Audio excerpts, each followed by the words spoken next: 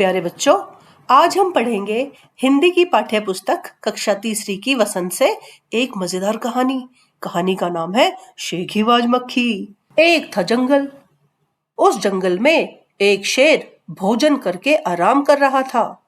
इतने में एक मक्खी उड़ती उड़ती वहां आ पहुंची। शेर ने 2-3 दिन से स्नान नहीं किया था, इसलिए मक्खी शेर के कान के पास जाके भिन्न भिन्न करने लगी। शेर को बहुत मुश्किल से नींद आई थी। उसने पंजा उठाया और मक्खी उड़ गई। लेकिन फिर से शेर के कानों के पास भिन भिन शुरू हो गया। अब शेर को गुस्सा आया। वह दहाड़ा, अरे मक्खी दूर हट जा, वरना अभी तुझे जान से मार डालूंगा।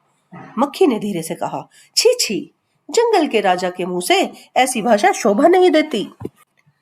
शेर का गुस्सा और बढ़ गया। उसने कहा, एक तो तुम मुझे सोने नहीं देती, ऊपर से मेरे सामने जवाब देती हो। चुप हो जाओ, वरना अभी। मक्खी बोली, वरना क्या कर लोगे? मैं क्या तुमसे डरती हूं? मैं तो तुमसे लड़ सकती हूं। हिम्मत हो तो आ जाओ। शेर आग बबूला हो उठा। उसने कान के पास पंजा मारा। मक्खी तो उड़ गई, पर कान जरा छिल गया। मक्खी उड़कर शेर की नाक पर जा बैठी, तो उसने मक्खी को फिर से पंजा मारा। मक्खी उड़ गई। अब की बार शेर की नाक छिल गई। मक्खी कभी शेर के माथे पर बैठती, कभी गाल पर बैठती, तो कभी गर्दन पर। शेर पंजा मारता और खुद को घायल कर लेता। मक्खी तो फट से उड़ जाती थी। अंत में शेर ऊब गया, थक गया। वह बोला, मक्खी बहन, अब मुझे छोड़ दो, मैं हारा तुम जीती बस। मक्खी घमंड में चूर होकर उड़ती उड़ती आगे बढ़ी। सामने एक हाथी मिला। मक्खी ने कहा, अरे हाथी, मुझे प्रणाम कर। मैंने जंगल के राजा शेर को हराया है, इसलिए जंगल में अब मेरा राज चलेगा। हाथी ने सोचा, इस पागल मक्खी से बहस करने में कौन समय बर्बाद करे। हाथी ने सूंड ऊपर उठाकर मक्खी को प्रणाम किया।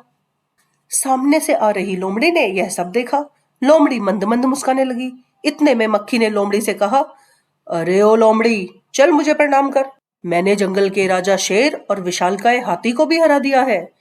लोमड़ी ने उसे प्रणाम किया, फिर धीरे से बोली, धन्य हो मक्खी रानी, धन्य हो। धन्य है आपका जीवन और धन्य है आपके माता पिता।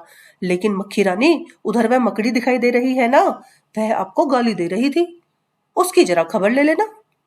यह सुनकर मक्खी गुस्से से लाल हो उठी। मक्खी बोली, मैं उस मकड़ी को तो चुटकी बजाते खत्म कर देती हूँ। यह कहते हुए मक्खी मकड़ी की तरफ झपटी और मकड़ी के जाले में फंस गई। मक्खी जाले से छूटने की ज्यों-ज्यों कोशिश करती, त्यों-त्यों और भी अधिक फंसती गई।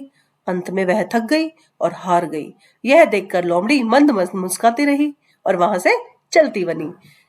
इस कहानी को लिखा था योगेश जोशी जी ने। आशा करती हूँ आप सभी को यह कहानी बहुत अच्छी लगी होगी। धन्यवाद।